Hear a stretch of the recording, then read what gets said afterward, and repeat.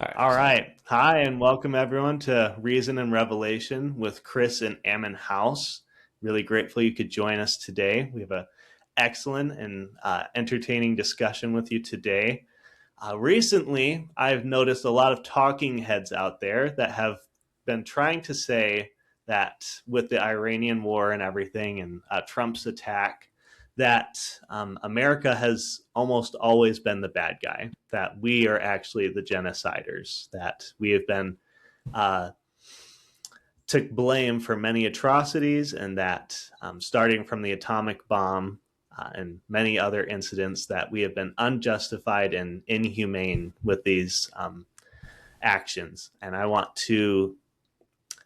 even cite a couple of them. People like Tucker Carlson, Matt Walsh, AOC. These people have gone back to say that it's unjustified and inhumane, the atomic bombing of Japan in 1945 August in World War II. So I want to go over that. I'm going to give you the context for that, and I'm going to make the case that it was absolutely justified, and more than that, it was necessary. This isn't that I found those actions favorable, but that they were necessary. So Chris will be joining us today with his valuable input, and just want to start with some key little facts about Hiroshima and Nagasaki. I'll say real quick, Em, and I concur with you on your contention. Thank you. I appreciate that. And I really thought this was like a 80-20 issue for the longest time. And I was only rudely interrupted with that blissful narrative when I was in AP Gov. And that was a debate in our class. And I was like dumbfounded with how many people were like, oh yeah, atomic bombings were so inhumane. We're so evil for that. And it was only like, I think 30% of the class that agreed with me. And I remember talking because I decided to be the spokesperson for the pro on this contention. And they brought up a person who was negative against it. And they were like, it was just so evil and we could have waited longer. And the Japanese people didn't deserve this. And I'm going to list some of my reasons here, so I don't want to spoil it for you all. But it really popped her bubble when she was told even the basic context for it. And I really hate this revisionist history that we use a lot in America today. And obviously, I don't think everyone who's against this isn't aware of the history. They're just huge on the anti-interventionist, and America should just stay in America. But I'm going to go over all those today. So just a couple of key facts about the scene. So before this is 1945 of August. Germany had just surrendered only a few months prior to this in that year. So Japan was really the only country left of the Axis powers. The war was really kind of wrapping up. The Soviet Union was coming from the left through Manchuria to attack Japan, and we were island hopping after some of the worst battles in World War II at Okinawa, Midway, and Iwo Jima. And we'd actually been firebombing the mainland of Japan for quite some time. Like Tokyo had only been firebombed a couple of days before then, and it sustained focused firebombing with over 100,000 people dead. We were pushing for the Japanese to surrender. They weren't giving. So 2 targets were left behind. They called them virgin targets. And it was Hiroshima and Nagasaki. And I just got some bullet points over here. So Hiroshima and Nagasaki were formed in the 16th century. So very old cities. Hiroshima, respectively, had around 400,000 residents, and Nagasaki had 260,000.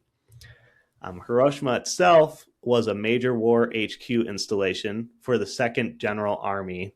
I'm going to totally butcher this, but the Chogutka Regional Army. It had multiple key supply depots, troop assembly points, over 30,000 troops, and was also a major center for civilians. So this was a huge target, and the Japanese were using it for their military. And then Nagasaki, it was the sole open port for a long time in Japan's history, even including when they refused any trade. This was the only city that allowed people to continue sending to there. And it was in charge of their ordnance, steel for ships, arms plants, and contained over 5,000 airplanes. Mm. Anyone who's familiar with Japan at this point, they had lost most of their good pilots by the end of the war. So the only people they had left were pilots who received less than a week's training, and that was only because they were never supposed to land their planes. I, that's insane. So there's just they're saving, or the planes would be kept for suicide, for killing their own people. All all kamikaze. And so, with that in mind, the U.S. chose these two targets as crippling points for Japan. And our modern arena likes to view these events through a presentism lens, like I was talking about before, where we think about it like it's today, where we have all the facts from the past in mind. And considering that we talked about the Nuremberg trials last episode, another name for this kind of logical fallacy was actually popularized called the Rendulic rule, which is to say that you can't go back and judge something a different way with the past in mind, that generals have to act in the heat of war. Um, and so I wanted to give you some stats so you don't think I'm just making this up. But in 1945, Gallup polled the United States, and 85% of Americans approved of the atomic bombing of Hiroshima and Nagasaki. And today, according to Pew Research, that number has dropped to an abysmal 34%. What do you think Mm. about that, Chris?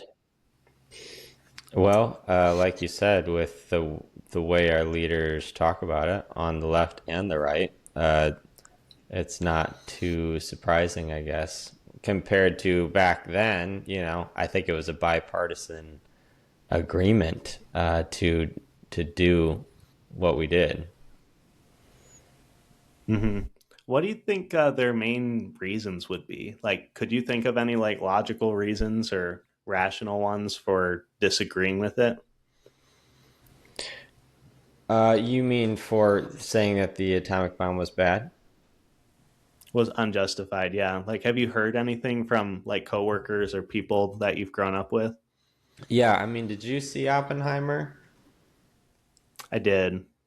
Okay. Yeah, I think that reflects the very mainstream consensus, like you're saying now, that um, it was just awful that we did it, and maybe we were, it kind of portrays Truman and some of his higher officials as a little haphazard, Mm-hmm. or arbitrary with Trigger the, happy.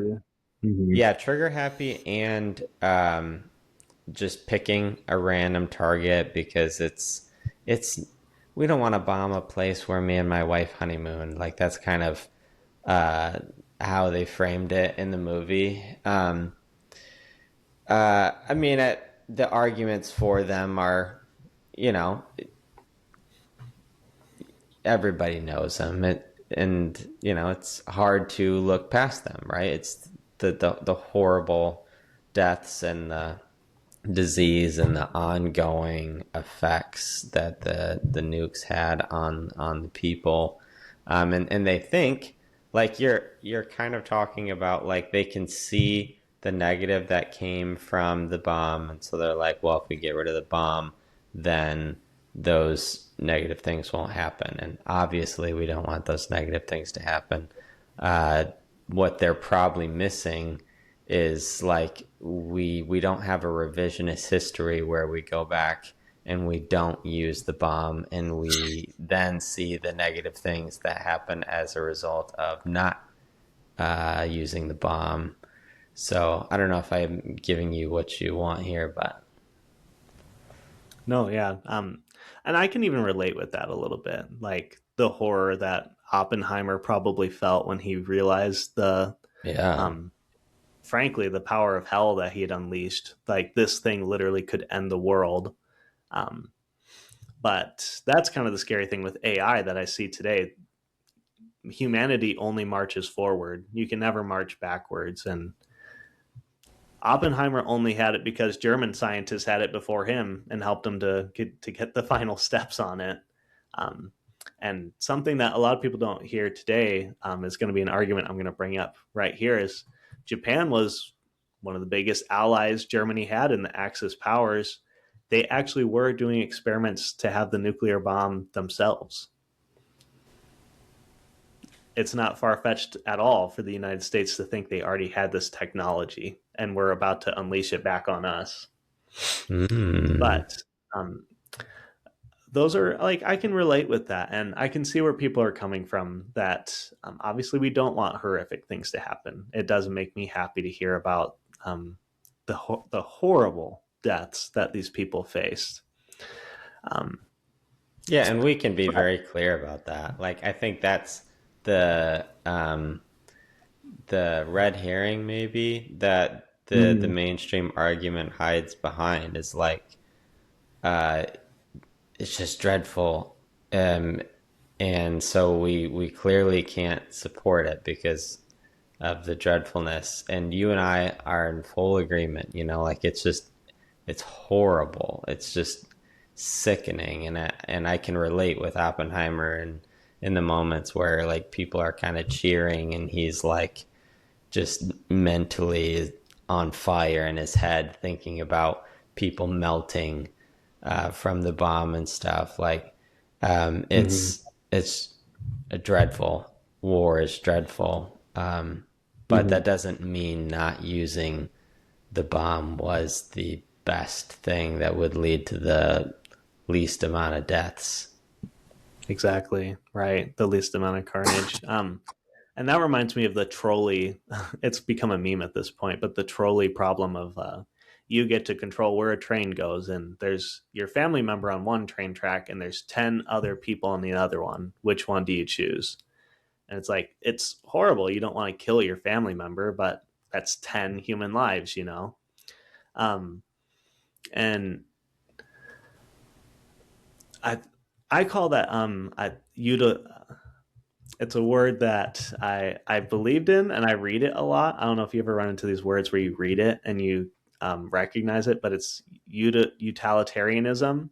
Basically, Uh-huh. it's the idea, yeah, that it's an ethical theory that judges the morality of actions based on outcomes, right? So it's you have to choose priorities. Like, do you work at this job where you make $150,000 a year, but you never see your family? Or do you pick a job where you make 50,000 a year, but you get to come home to your family every day? It's like, well, more money is better, right? But you got to be there with your family. um, and it's the same here. So I wanted to go into some of these arguments and explain some more of the context, but history tells us a different story than what we're so often told by the narrative today. In August 1945, Japan refuses to surrender, right? And we firebombed them into oblivion already. Tokyo's in flames with 100,000 civilian deaths in a single night. Japan has no sign of stopping. They refuse any offers to surrender, and the Japanese are fanatical. Like I said with those pilots, untrained kamikaze pilots crash into the United States military and the Navy every day with an endless line of new people willing to be trained to take their place. The leaders of Japan already knew they were beaten, but they had no intention of quitting. The emperor's cult had brainwashed the entire people into preferring death to dishonor. So President Truman makes the call, and not because it's somewhere he'd like to vacation, but he makes the call to unleash the Manhattan Project.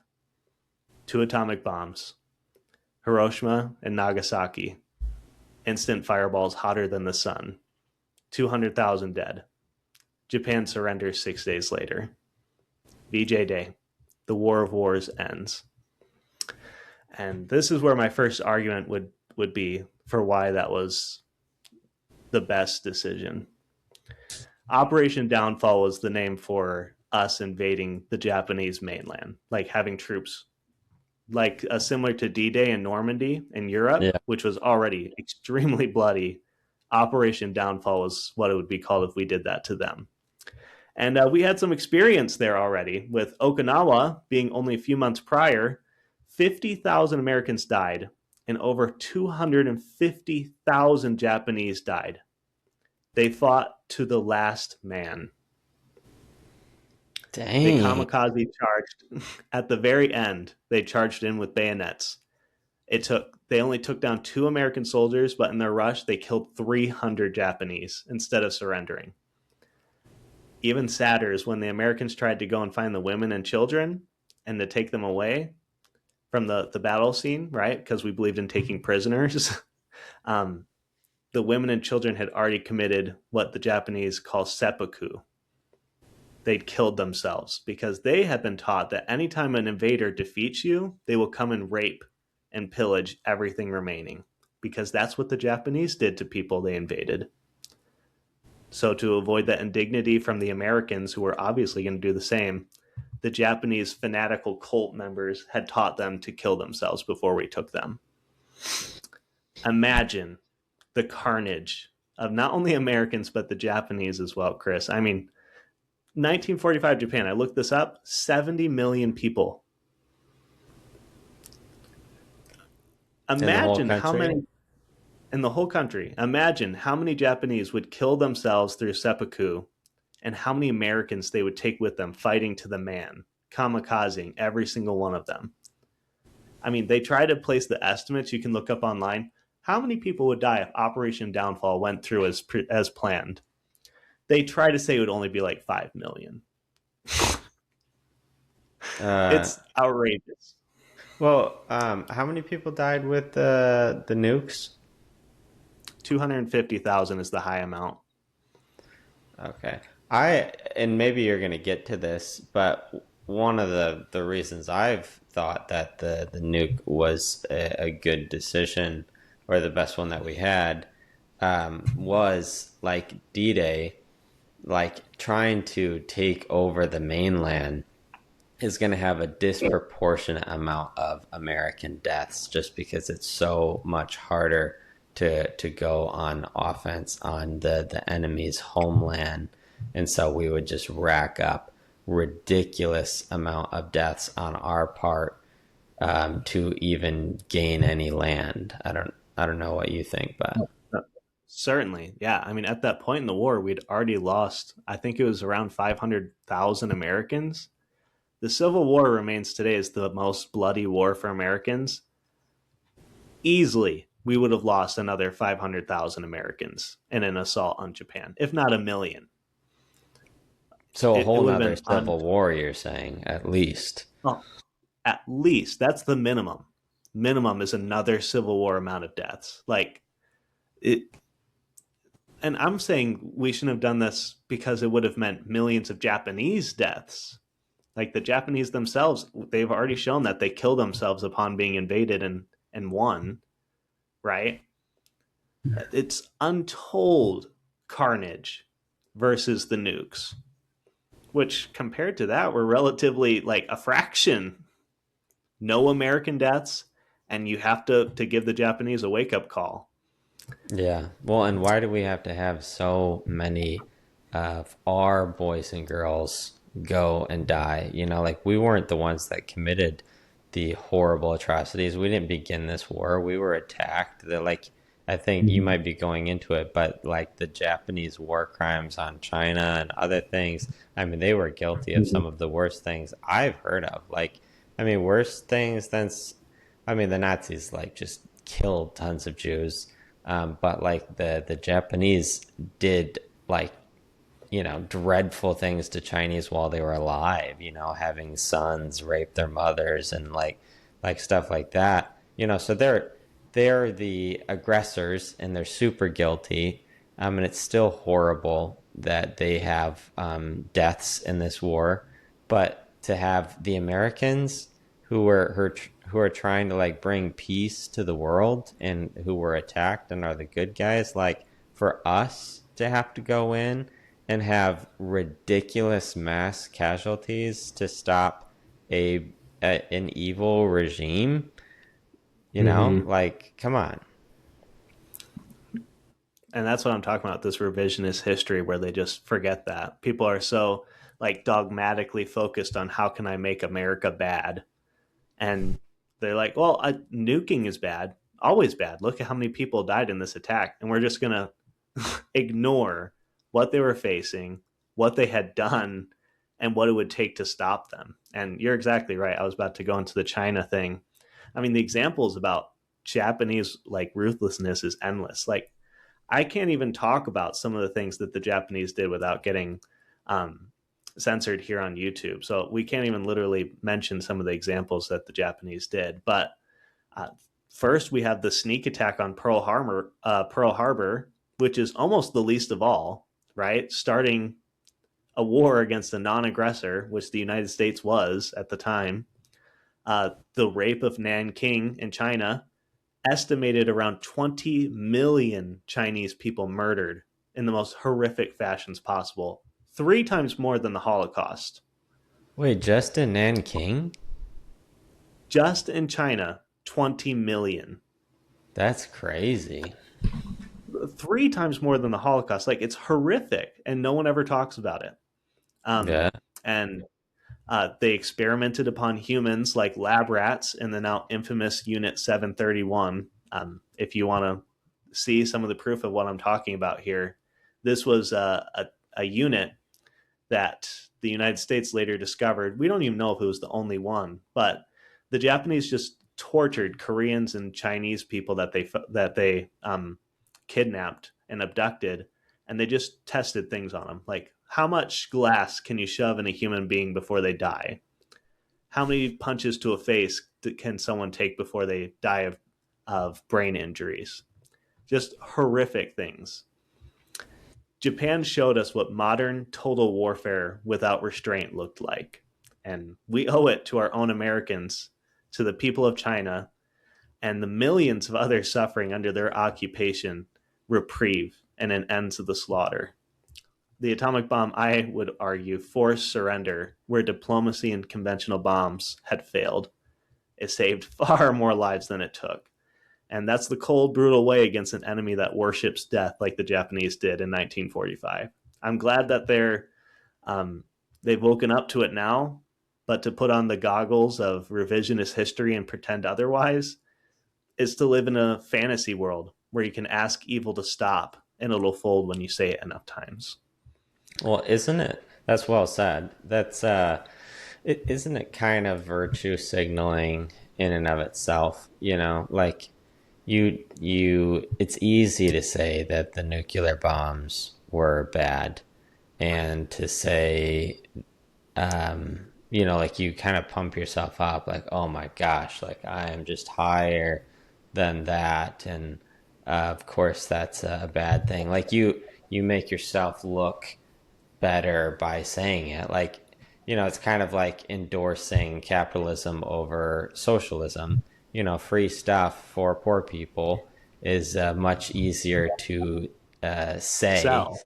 yeah, than free markets and the invisible hand are actually going to be the most effective way to keep freedom and prosperity. Like, that's more complicated and seemingly convoluted. Like, it's easier to say nukes bad, America bad, rather than to say, like you said, to do the research, to go and look at Japan's tendencies to kill themselves rather than surrender, and the atrocities they committed, and the fact that taking the mainland would cost 500,000 American lives. Like, the real stats show it's quite likely using the bomb actually saved more lives than not.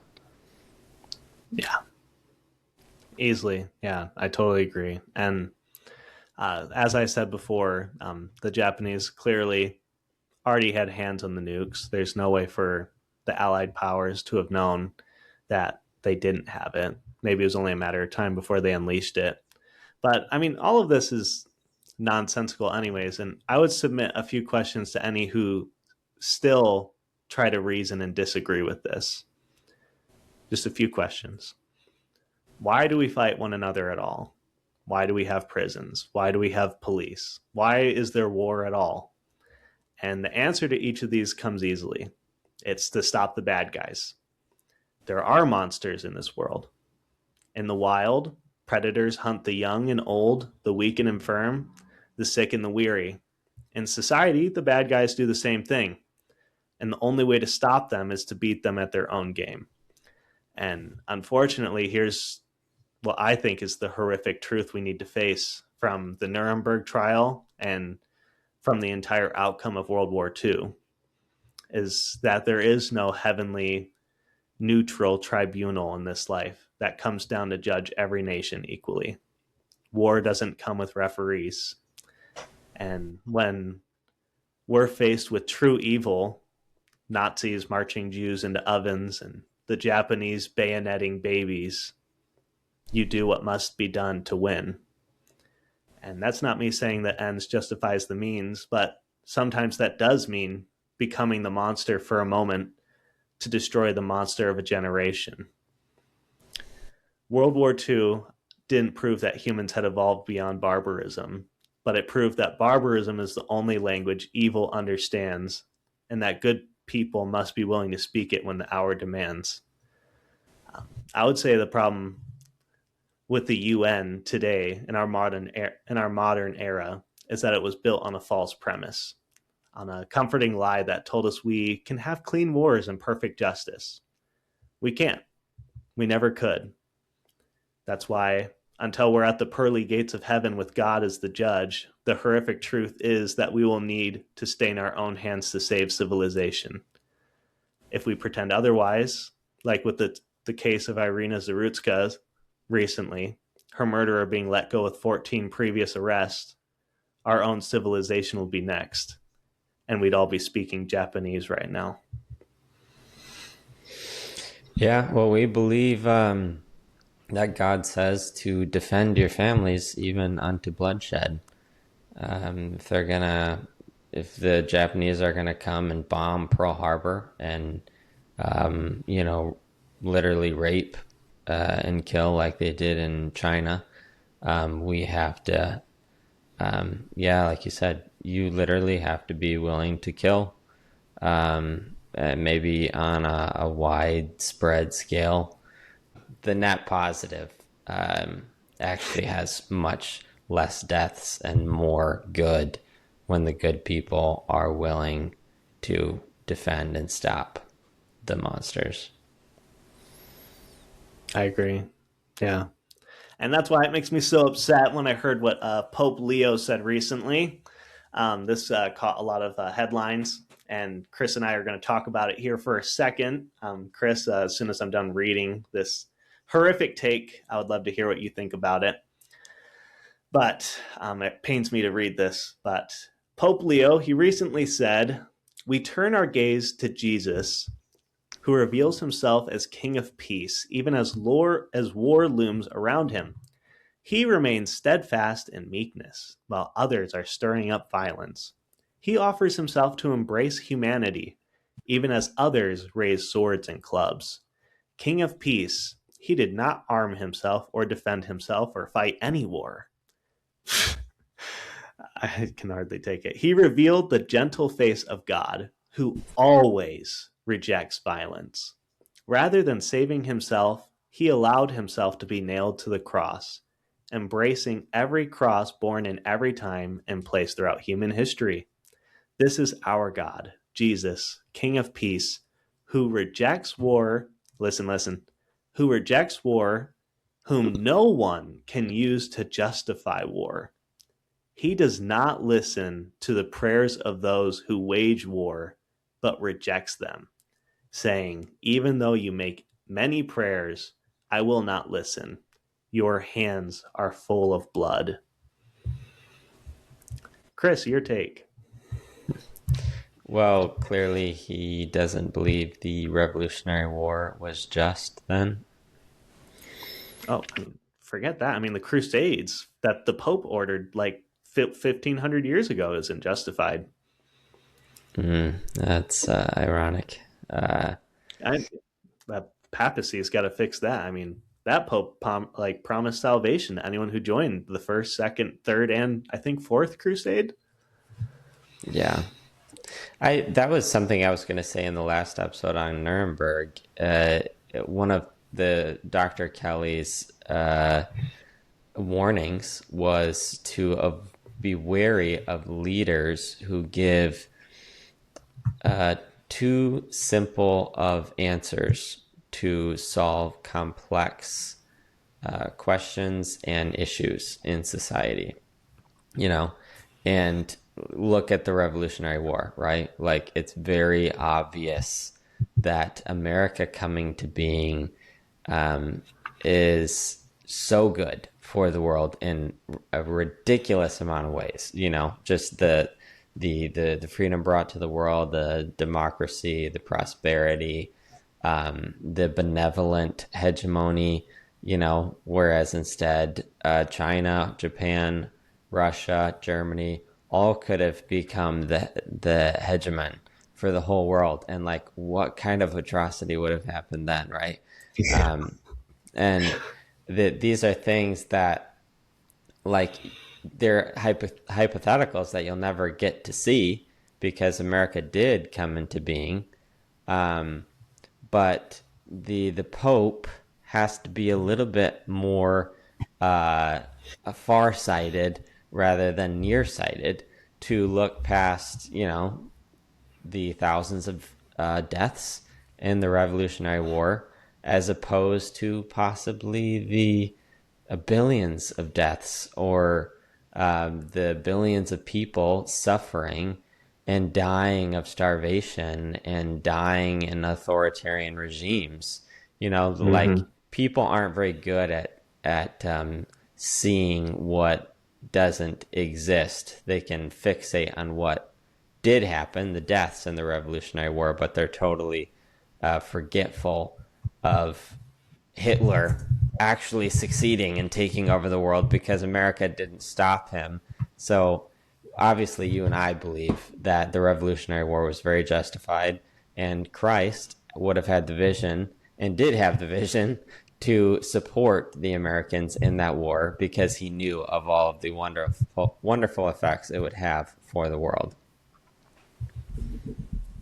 Yeah, absolutely. Anytime with these people, like, I just want to ask them, do you know what per capita means? And inevitably they don't. The first thing that I thought of when the Pope said this is Jesus in Matthew 10:34 saying, "Do not think that I am come to send peace on earth. I came not to send peace, but a sword." And obviously, like, he also said, "Blessed are the peacemakers, unto them is the kingdom of heaven," right? And I know God is consistent. There is a way to make this work, but it's certainly not to condemn war in every sense of the word. I mean, there's so many holy wars. I mean, David and Goliath. You've got like the aforementioned Crusades. The Saul being commanded to wipe out the Canaanites. There are several prophets commanded to be the generals against these wars, right? And it was because, like you were saying, Chris, it's for the greater good. Um, so I have a message for His Holiness, and with all due respect, and I do say this lightly, um, and I say all due respect quite loosely, but peddling this dangerous ahistorical nonsense that would have left Europe under the swastika and Asia under the rising sun is just one more reason to ignore all of your ramblings. And I think it's a luxurious excuse that makers, it's a luxury excuse makers can employ now, but it's never an excuse you can use forever. It's the Yeah. luxury belief, right? It's the luxury belief of a man who's never had to choose between horrors. And sometimes we learn from the book of Revelations and from the mighty master of all, even Jesus Christ, that the price of peace is fire from the sky. Wake up, Pope.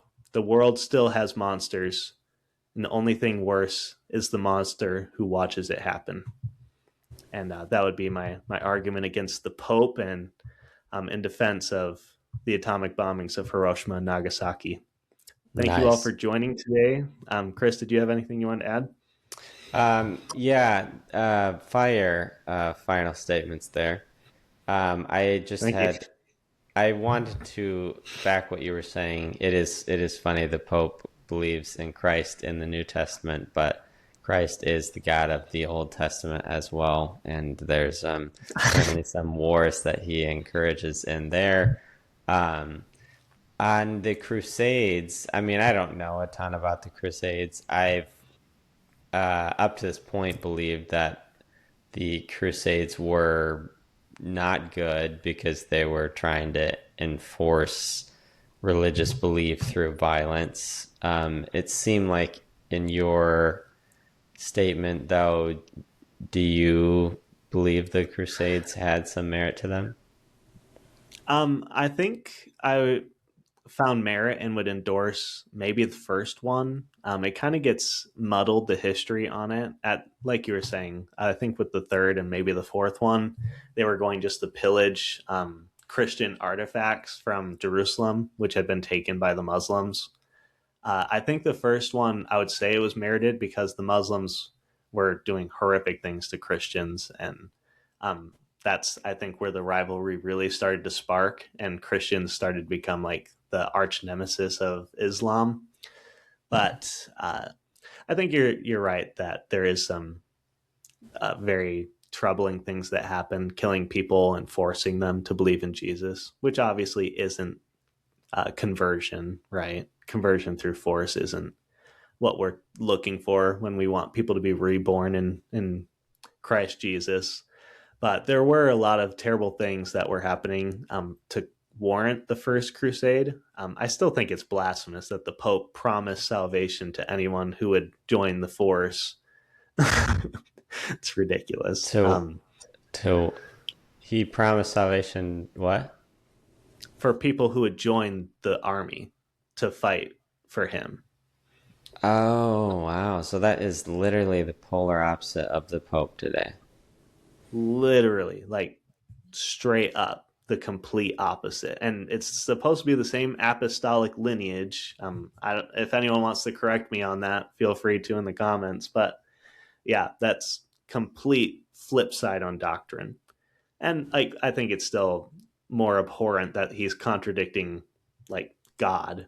But yeah, it's even stupider. He's contradicting his own fellow brother from like a few years ago. Yeah, I feel like that's got to be hard on Catholics to even like continue believing in that divine lineage because how could the Pope be inspired today to say that and the Pope that long ago Mm-hmm. interpreted God so differently?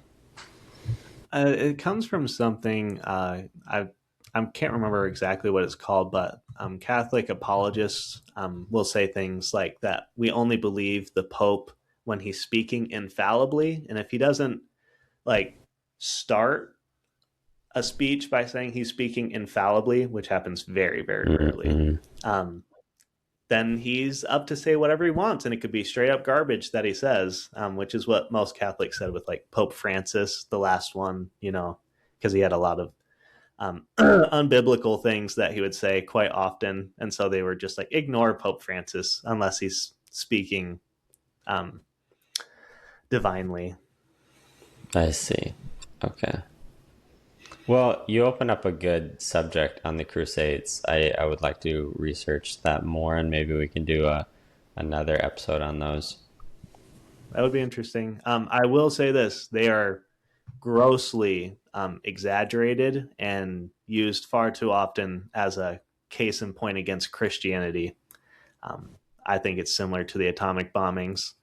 I think there is slightly more sway to them being unjust and inhumane, and even I don't know, just nonsensical for trying to force people to become Christians. But there was a lot of rational reasonings for it as well. Hmm. Okay, interesting. Yeah. All right. Well, thank you everyone for joining, and God bless, and hope to see you later.